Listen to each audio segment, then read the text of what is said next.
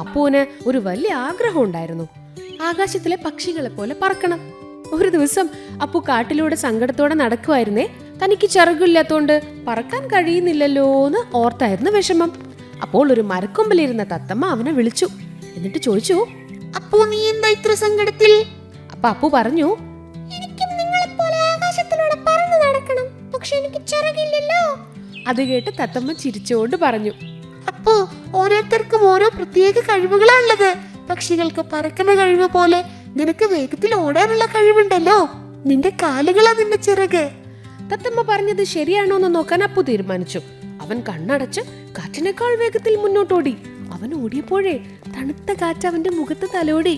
അവന്റെ കഴുത്തിലെ രോമങ്ങള് കാറ്റിലങ്ങനെ പറന്നു. വേഗത കൂടിയപ്പോ താൻ ശരിക്കും വായുവിലൂടെ പറക്കുകയാണെന്ന് അപ്പുവിന് തോന്നി. അപ്പോഴാണ് കാട്ടിലെ ആനക്കുട്ടി ചക്കര ഒരു വലിയ കുഴിയിൽ വീണ് കിടക്കണത് അപ്പു കണ്ടത്. ചക്കരക്കുട്ടി പേടിച്ച് കരയായിരുന്നു.